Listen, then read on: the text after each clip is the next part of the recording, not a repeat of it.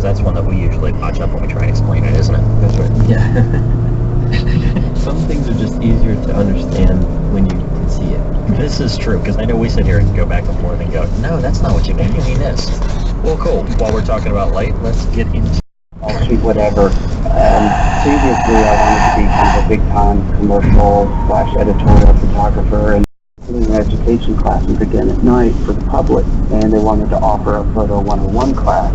And I was able to swing it as kind of a independent study sort of class credit for one of my electives in the program, and started teaching Photo 101 at night when I was still in photography school during the day.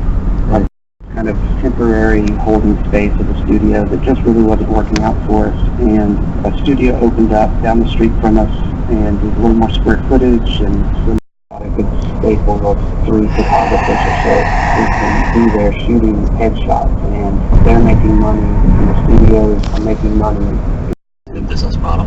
If I can build that up, that can be my bread and butter that local bands have been places. That's not going to happen on headshot jobs. So it's a much more efficient business model, and the fact is you turn 35 years old, you have 2 kids, you have another one on the way, you have a dog, and all of that. You're really now thinking around here. You really got to start looking at the business, and it can't all just be running down or an actor and actress. Is that it's a portrait of the eyes, and you focus on the eyes. The eyes are going to be the first thing that you look at. There's the whole the eye to the window to the soul, whatever you want to talk about, but in the eye. They're waiting for that flash to hit. Not a lot of people can just naturally sit in front of a strobe and not tense up a little bit, especially in their eyes. When the flash pops, your nose doesn't move, you don't move your lips, your eyes are.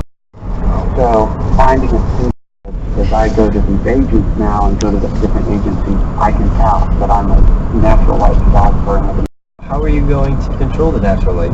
Well, I'm going to go really broke.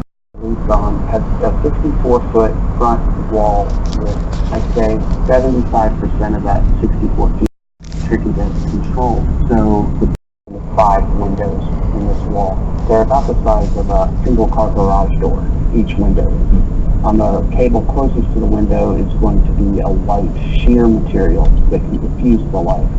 Because in the afternoon, we actually get direct sunlight into the studio, so I need to diffuse that. And then on the inner cable, we're going to put a thick, opaque black to me, and I'm talking to them. I'm just talking, and I pull my camera up, and I fire off some frames, and then we talk, and I fire some frames, and we talk.